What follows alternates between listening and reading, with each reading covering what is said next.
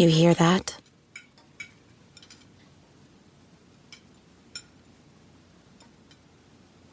That's the awkward silence of a family dinner after you just got caught vaping. Most vapes contain high levels of nicotine and disappointment. Brought to you by The Real Cost and the FDA.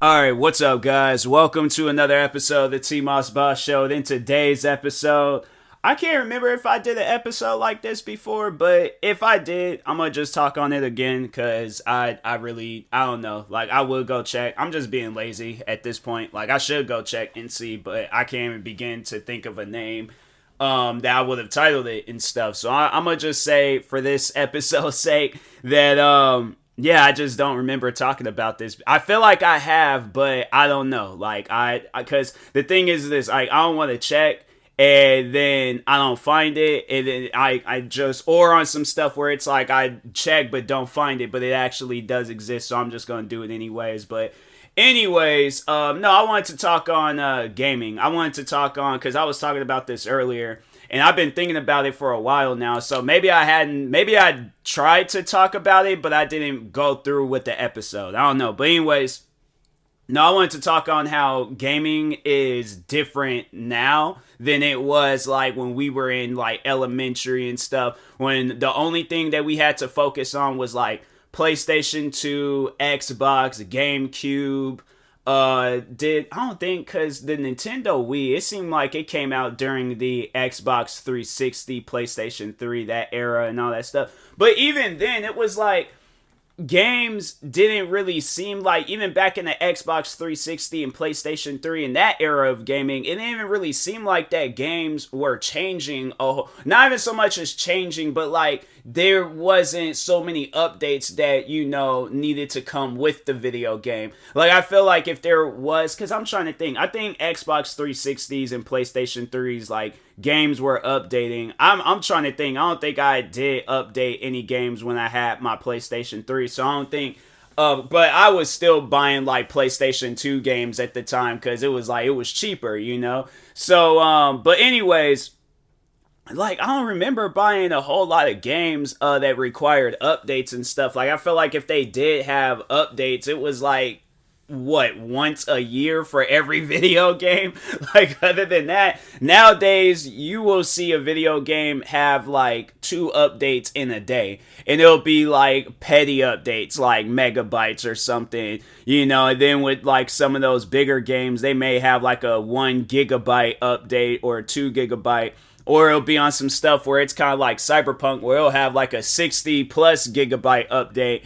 And yeah, it's crazy how you can see a game get released today and it's like halfway made. Like, it ain't even a full released video game. It's just a halfway released video or halfway made game where it's like, oh, well, we don't want to work on those bugs. We want to just put the game out and make as much money as we can. So in case if the game bombs and it doesn't, you know, like, or it doesn't do as good, well, we made all of our money. And that's why I encourage a lot of people, go out, buy you a gaming BC. Yeah, a BC, if that even exists. But no, go out and don't get a BC. Get you a PC. Get you a gaming PC of a higher, like, quality gaming PC.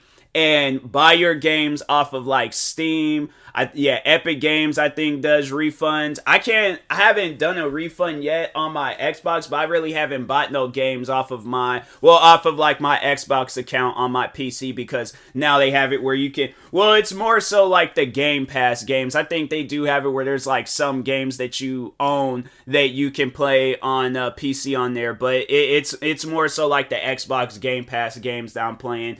Because I haven't really bought nothing off of there. But anyways, but no, like, when you look at games back in the PlayStation 2, Xbox, GameCube, if you look at games in that era, for one, it was like, you had a team. I feel like you had a team working on PlayStation games, and you had a team working on Xbox games. Now, they might have had it where games were like, you know, people were working on both games like at the same time, and they might just was like, okay, let's just copy and paste this onto the Xbox disc, from the PlayStation disc and so on and so on. But the one thing though that they made sure of, that the game was fixed. There was no bugs. If there were bugs, it was like, okay, it's like little, kind of like what Grand Theft Auto 4, how they had that swing set glitch, where it's like you drive up on this swing set and your car goes flying across the, the map and things. Like, stuff like that, that's chill, that's cool, I'm fine with that, because it's stuff that we can laugh about. Like, I remember when I found out about that glitch, and me and my friends, we were cracking up about it, because I remember there was one time with me and my friends, we wasn't even doing, because I'm trying to think, on the online mode in Grand Theft Auto 4, they didn't really have, like, missions. Me and my friends was just driving around shooting at each other and stuff, like, crazy, right? And then we see each other the next day at school, and we be dabbing each other up. Like, it's crazy, like, how in video games, like, we would not hesitate to kill each other, but in real life, like, no, best of friends. But anyways, yeah, we would just drive around, shoot at each other. But there was one day I remember we were just at that swing set, just seeing how far we can take our car and stuff. And it was funny. It's things like that where it's funny, it's cool. But it seems like now, today, with games, like, for an example, the one video game, Anthem. Like, if we're gonna talk on a game, like, not working properly when it released, let's talk on Anthem. Let's talk on Batman Arkham Knight, Cyberpunk 2077. What are some other games that released and it just had, like, horrible releases and stuff? And it's because these high-end companies, they think, like, oh, okay, well, the selling point is going to be us. Because, Batman Arkham Knight, they had Warner Brothers. Cyberpunk, it was just a game I didn't realize, like, how long that game has been in development, or how long that game's been talked about, because I think I looked and seen a trailer from, like, 2013. Let me just look up real quick, because I seen a trailer from, like, 2013 of that game, and I'm like, you mean to tell me this game had been getting worked on for that long, and it still came out bad? Like, nah, that's not good, man. That is not good at all. So 3 years ago, 4 years ago, 1 year ago, 3 years ago, 1 year, 9 years ago, teaser trailer, and it looked like it was 2013. So you mean to tell me that you guys had brought up this game into everybody's life in 2013, so you had that year, because it was in the beginning, it was January 2013, so I'd imagine that they were kind of probably working on that game in 2012, right? Or at least was, kind of just starting it off and things, like, we created the file, so, like, well, okay, we're not going to include 2012. Maybe it was just something that they thought of in the beginning of 2013. But anyways, 2013, 2014, 15, 16, 17, 18, 19, 20.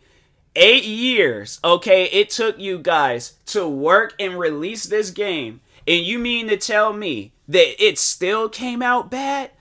I guarantee and I promise you, if this would have been back in, like, the PlayStation 2 or Xbox era, that company was shut down. I think a lot of people knew that back then, that if you come out with that, you have a one time to release this game. You can't, like, oh, let's pull the games off the shelves and then put them back on shelves, because the thing is this, if you go and tell people that, right? Like, you tell people that it's like, hey, our game is messing up right now, because, like, the internet and all that stuff wasn't really popular back then and things, right? So anyways, but, like, let's just, well, I mean, no, it was, like, during the PlayStation 2 era and stuff, but, like, I don't think gamers were really, like, looking online and stuff. Like, they probably go in, like, Game Informer magazine, or had to, like, go up to GameStops or the store and be all like, hey, my game is not working, and then people will have to, like, watch the news to see what was going on, or, like, figure out their information somehow, some way, right?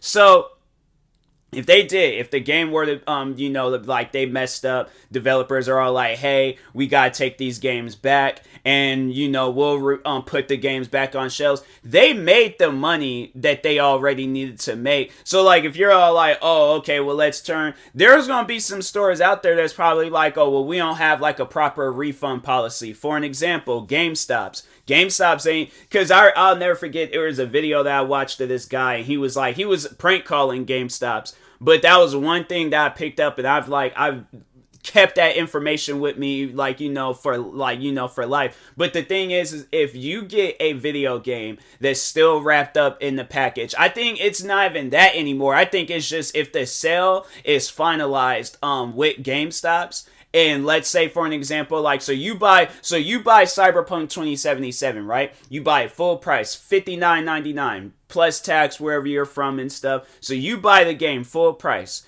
and you take it home, but you haven't taken it out the package yet. Or maybe let's say, well, I know in this in that GameStop's prank call video, the guy say, if you take the game out the package, then it reduces the resale value to $30. So it still has to be in the package. And I'm trying to think, and I think the only way, at least in GameStops, the times when I've been in there, they always would tell you that the used games, you could get a refund for it, but for the new games, you can't get a refund for it. You can trade it back in, but yeah, it's still it's once when the sale is finalized, then it pretty much loses like $20 of its value. So you'll get like a $30 credit or something. And I guess maybe nowadays it might be slightly different. They probably did go up in price with the resale value and stuff with the game, but at the same time, it's like, bruh, no, like I don't want to buy a game and then the game's not working properly. Now going back to like the PlayStation 2, Xbox, that era and stuff, I don't want to buy a game and it ain't working properly and I don't get my money back. So imagine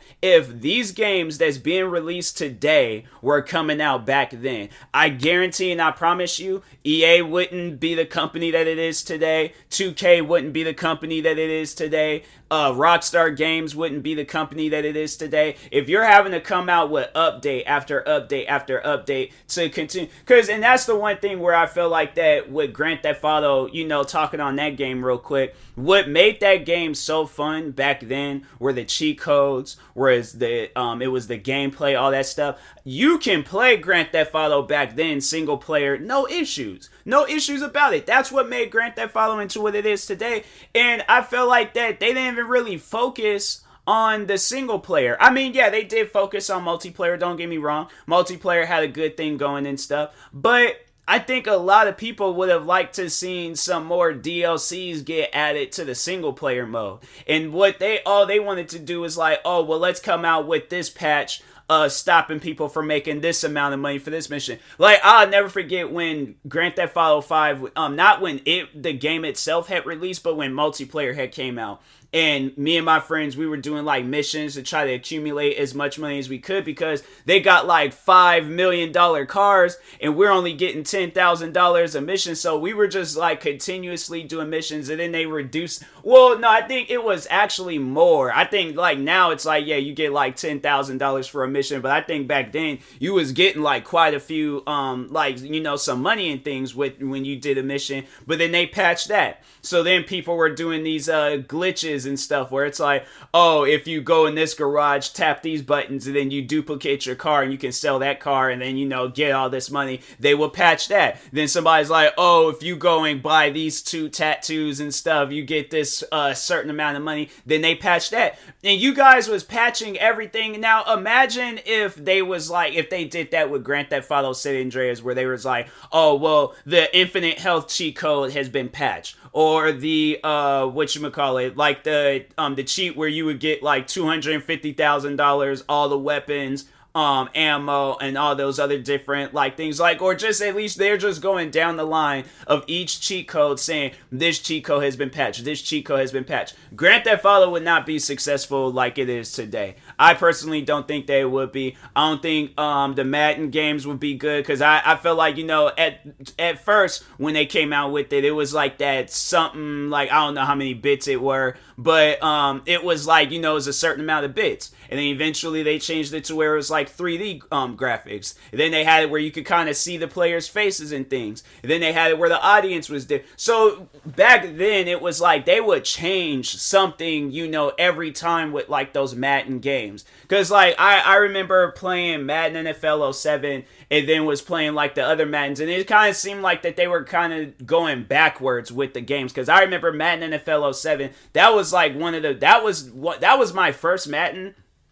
That was one of my favorite Maddens. That's like the Madden where I'm like, that's the high standard when it comes to Madden games. Now, why don't you guys have that today? It seems like that 2K kind of like picked up from that Madden, and I'm going to get to 2K in a minute and, you know, talking about them and stuff, but it seems like 2K had picked up from that Madden and then was like, oh, well, let's kind of have that, like, you know, that playbook, but with our game. Now, let's get into 2K. All the issues that it's having and stuff. All the problems that whole, like, the currency, the in-game currency, I feel like that it would be not where it's at, where it's like, okay, well, let's charge play or the people that's playing the game, let's have it where they gotta pay 10,000 coins just to get themselves a pair of Jordans in there, or however many coins you gotta. No, bruh. They should. The thing is this, I feel like the season pass stuff, all these things that they're coming out with video games, like the not crypto, not is it no it's not called crypto. Cryptocurrency is like the no well it's just I think it's like in-game currency. What is cryptocurrency? No, let me look that up. That's like the freaking the NFTs and stuff, right? Crypto, wait, how you spell crypto? Cryptocurrency. Okay, let's see. What is that?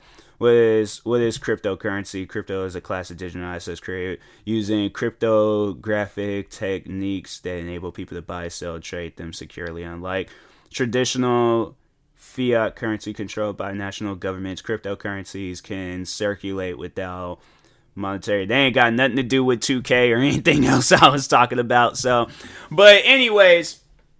No, but like the in-game currency, all that extra stuff, like that doesn't make the game into what it is today. I feel like that they make like their sales from that, like Grand Theft Auto, 2K, Madden, because back then when you like would play a game, like if you played a game, all the players came with the game, and that's why I think, like, you know, how is it that you guys upgrade the prices of the game but you give us less? You see what I'm saying? Like, back then, you would pay, like, $49.99 for the newest Grand Theft Auto. It came with all the missions. It came with all the weapons. It came with everything, you know, that needs to come with the game. Same with Madden. It came with all the football players. It came with, you know, whatever it is that you want. But I feel like what it is that you guys feel like that, oh, because we changed the game around to where, oh, now we added Ultimate Team and stuff. Now the price of it has to, and you know, that makes sense. But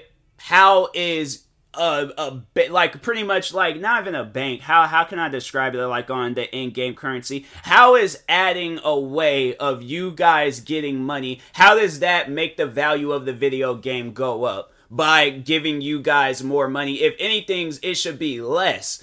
And that's like one thing that I've always have talked about, where it's like games will be so quick to like, and that's one thing that I never understood, you know, where I feel like people abuse that power. For an example, the video game Destiny 2. They're like, oh, well, let's make the game free, but let's have it where every time a DLC comes out, it's pretty much the price of a brand new video game. At least with like the deluxe edition, where you get like a gun that's not even going to be all that good. And it's not like it's the highest, you know, ranking gun in the whole game. No, it's like the pre-order gun that you get. It's like, oh, pre-order this, get this little pistol that comes. And I'm like, no, bruh. It's like, that comes with the game. I need to finish out that sentence. I'm like, if I didn't finish out that sentence, that'd been weird. People have been like, wait, what you mean by that? There's pistols that do what in that game? No. All right, hear me out. So, but anyways, no, it's like, I don't like that. I don't like how Destiny is operated. I mean, I'll play it, but like, I don't like how they go about their business. I'm saying, like, when you look at Destiny 1, when it came out,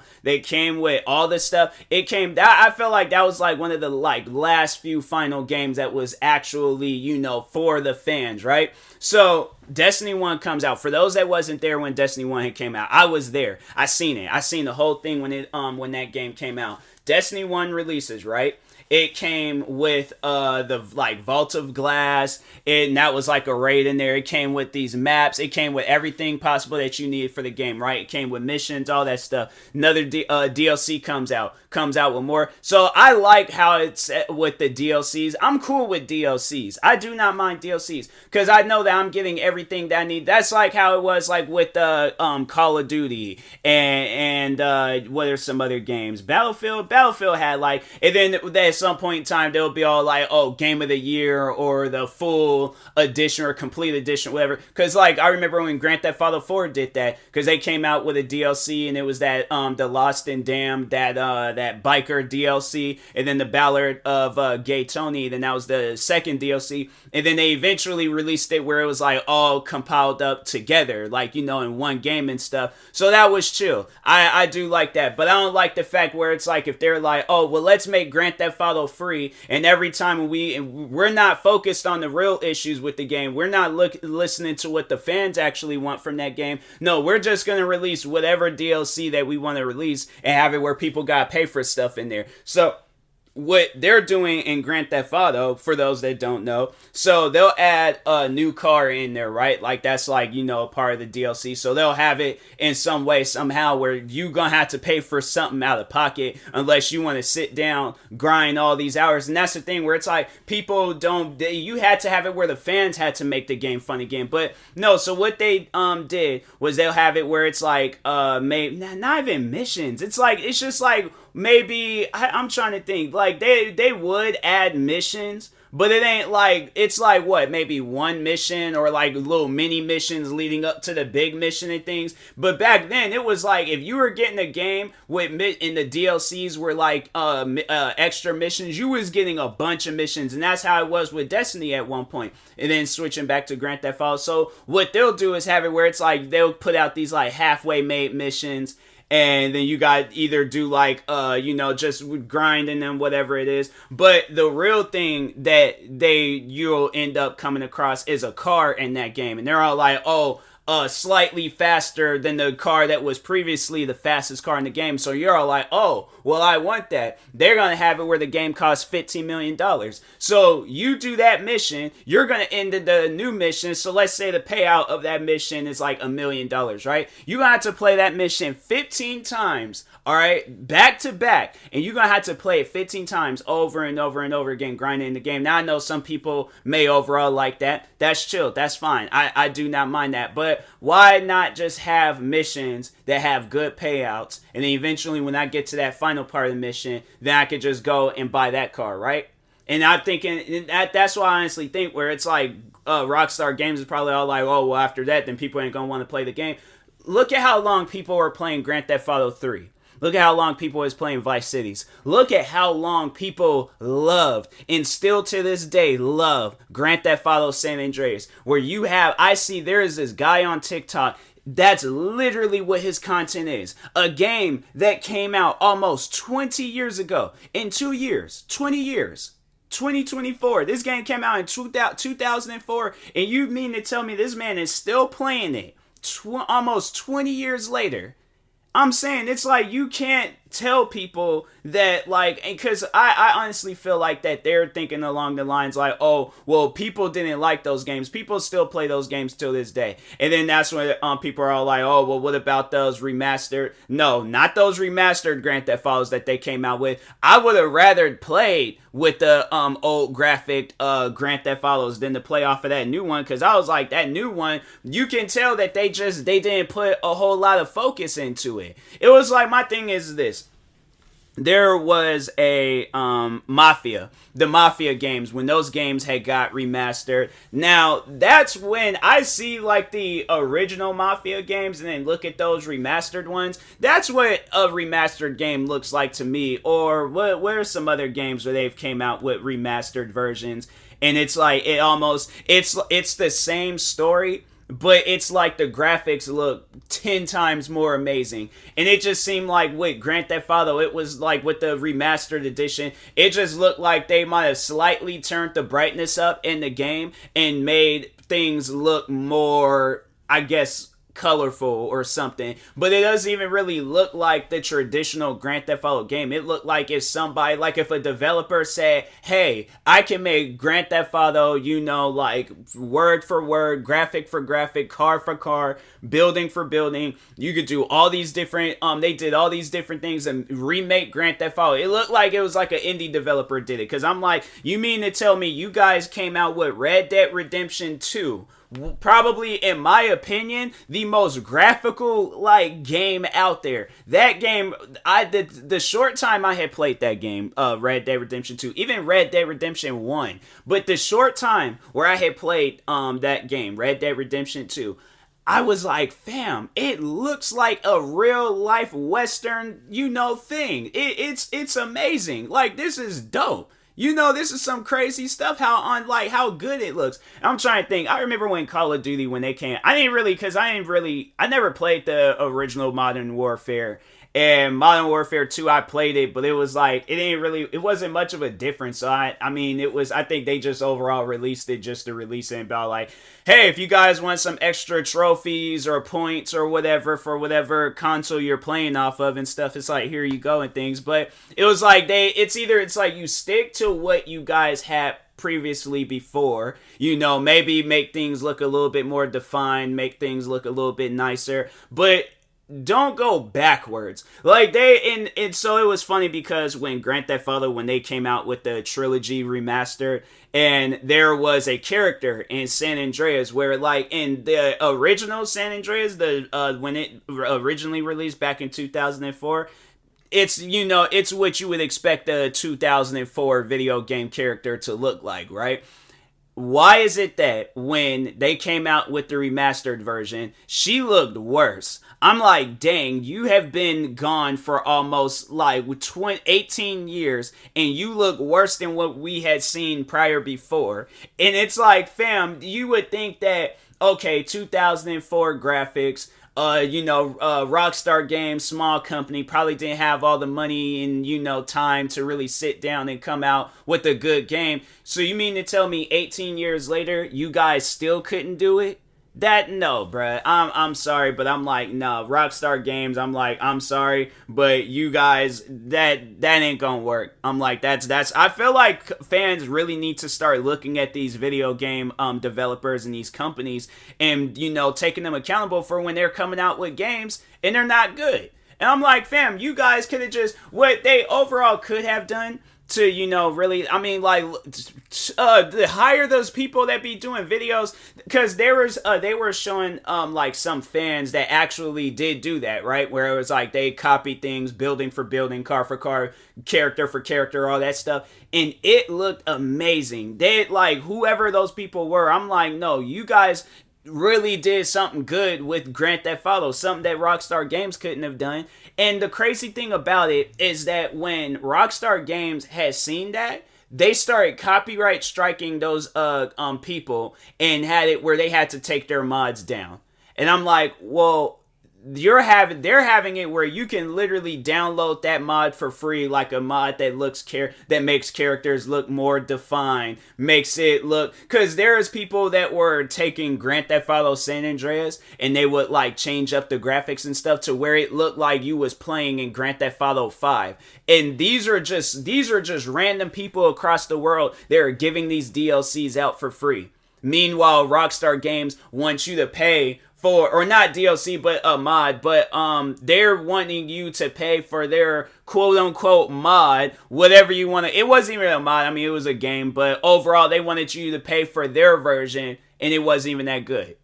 I'm like, it's stuff like that where it's like, how do you guys expect, I honestly, I think, when Grand Theft Auto 6, when it comes out, if that game bombs, I honestly don't see Rockstar Games recovering, and I think they're gonna be in another line of like 2K, where every game that they release just bad ratings. Same with 2K. It's like you guys are coming out with the same game like every year, and you're not changing nothing. And it's like, fam, there's probably people out there where if you had gave them the option to actually mod 2K and like, and I think that's what a lot of people, I mean, well, because that's what people are doing with Grand Theft Auto right now. They're having it where they play with mods because the base game and what Rockstar Games is doing to it ain't worth playing. I'm gonna just tell you that right now. So if you do decide to get a gaming PC, and then you do decide to get Grand Theft Auto 5, yeah, then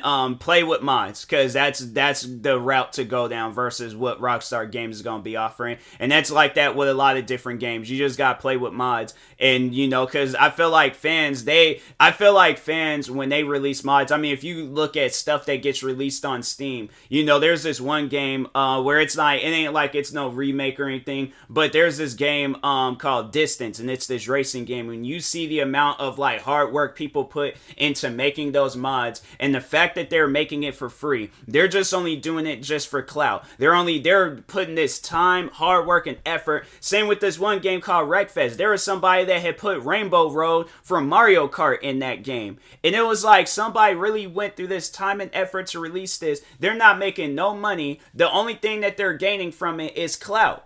That's it. It just probably, yeah, they're gonna most likely, if they create a YouTube channel and they're all like, oh, how I created Mario or Rainbow Road in Wreckfest, and it's like, yeah, it's gonna most likely be a somewhat viral video, and it's same like that with everybody else. So it's really, at the end of the day, the people that need to be developing these games are the modders, people that are modding the game. I mean, modding it for good and not modding it for bad. Like, you got like the people in Call of Duty where they're modding the games and overall just trying to, be good at it. And I'm like, yeah, to those guys, I'm like, nah, y'all suck, you guys are trash. But like, no, to the people that's like modding games to like make the graphics look better, to make the experience better for players and all that stuff, that's who needs to be behind these games. But not not with these developers, what they got going on. Because I'm like, I feel like that video game developers today do not care about the fans. They care about the amount of money the fans are giving them, but they don't care about the fans. So, but anyways, yeah, that's overall all the stuff that I had to say about that and things. I feel like there's gonna probably be a video game developer that'll hear this and be all like, well, I disagree with what you're saying. And I'm like, go ahead and disagree with it, but I guarantee and I promise you there's gonna be a crap ton of fans that don't disagree with what I said. I bet if you guys went back to the good old-fashioned traditional way of releasing games, where it's like, you got one time to release this game. Look, that's why you'll see games like, and it's a game that I haven't played, but it's a game where I heard a lot of good things about it, but Elden Rings. I haven't heard them have like no issue. Let's just look up the ratings for that game. Elden Ring currency. I didn't know. 9 out of 10 on Steam. 96% of Metacritic, and 93% like this game of the like Google users and stuff. And this game came out this year.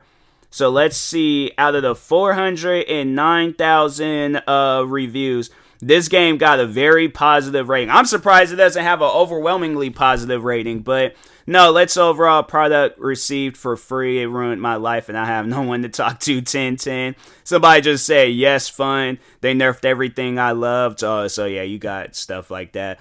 Lost HP for hugging a woman. Wait, first me trash, then me go get gut. Now me Elden Lord ×2 DLC win. And they haven't even came out with no DLCs. That's the crazy thing about it. I wish they would have like a thing where they would show you let's see, there was like March, it had like a mostly negatives. Oh, okay, so yeah, let's see some of the negative ratings and stuff. But this is like stuff that's going back in like March. Like now, it's crazy. You don't even see like no negative ratings now in the game. And it was like when the game originally released, but they did fix it. And they had it where it was like there ain't even no DLCs that came out with the game. It's just the one initial thing to buy.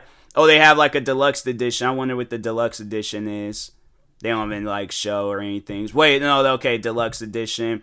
So full game, digital art book plus soundtrack. Oh, so like it ain't like you're just getting a like for the art and stuff and for the soundtrack and things. So I feel like that's to overall support and stuff. But they're like, no, you're paying, this day and age price. So it's $59.99 for the game itself, and then $79.99. So they're all like, no, whatever you're wanting in this game, it's in the game. It's like you don't have to pay for no extra stuff, no extra DLCs, none of that. And they haven't even released the DLC. And the game is like, and it's games like that where it's like, why don't everybody do stuff like that? But yeah, it's like a lot of the ratings were or bad ratings came out was when this game originally released, but it seemed like in May or June. Yeah, I think it was like June. That's when the bad ratings had stopped, and then yeah, it's like everybody's just giving it good ratings now. So it's crazy, honestly. Oh, wait a second, no, this game's getting bad ratings now. So that I played a little late. Let's just see. This is something from today. Wow, for all the hype, the actual gameplay is awful. Clearly not the game for me. Well, yeah, I feel like that's the main reason why I didn't play Elden Ring, is because I knew that game was going to be difficult. So I think, yeah, there's just people out there where there's like 3 people found this review funny because they was like, yeah, most likely he played this game thinking like, oh, it's easy, I could put this on the easy. No, you can play Elden Ring on the easiest difficulty. It's not going to change nothing. The game is still going to be hard and stuff. They're like, co-op is trash, only buy this game if you're soloing the game. I don't have an issue with that. I'm like, that's the thing. I think a lot of people don't realize that not every game, I think, and that's another thing, I think they're just making way too many multiplayer games and stuff, trying to make every game online only. And I think that's why Elden Ring, another reason why it did good, because it's like, yeah, you have an online mode, you can play co-op with people and stuff, but it's the real fun is playing it by yourself and trying to like understand like, how to play a game like that by yourself. I feel like Elden Ring is a game that will definitely make you better at other games and stuff. But person said what they played this game for over 1,000 hours and they said not enough things to do, got bored. They're trolling. They have to be trolling. Somebody said after playing this game for 355 hours, they said stupid, explicit word, they don't show it on Steam, but stupid game, my final FS game, suffering pain. I played DS1 through 3, Bloodborne, and Sekiro, whatever that game is. Won't buy any games of FS again. And then another person, after 25 hours of playing it, they said, I'll be frank, yes, you could beat this game with an extreme amount of skills and limited tools. No, it's not fun, nor is it recommended. And I don't know what that is, what word that is. The fan base makes playing with anything more than a dagger embarrassing, and playing with the dagger is absolutely exhausting. I'll play the game however I want to play the game. It's the thing is this. That's one thing I feel like, just kind of giving my advice out to gamers. However you play the game, whether you want to play the game on the easiest difficulty, use the greatest weapon in the game of all time, or use the fastest car in a racing game, or use LeBron James, Michael Jordan, Kareem Abdul-Jabbar, whoever, the greatest of the greatest in basketball, football, soccer, you want to do that stuff. You bought the game. You're allowed to do whatever you want to do with the game and stuff. So, but anyways, and that being said, I will talk to y'all later. Thank you guys for watching and or listening. If you're viewing this on YouTube, make sure you like and subscribe. And if you're viewing this on the podcast streaming service, make sure you follow or subscribe, however it's set up. Make sure you subscribe to one of my 43 YouTube channels. Follow me on Twitter, TikTok, Twitch, and Instagram at TMossBoss. And make sure you follow my Facebook page at TMossBoss fan page. Also, if you are purchasing any tickets from SeatGeek, make sure you use my promo code TMossBoss. It will knock $20 off your first purchase. Thank you guys for watching and or listening, and peace.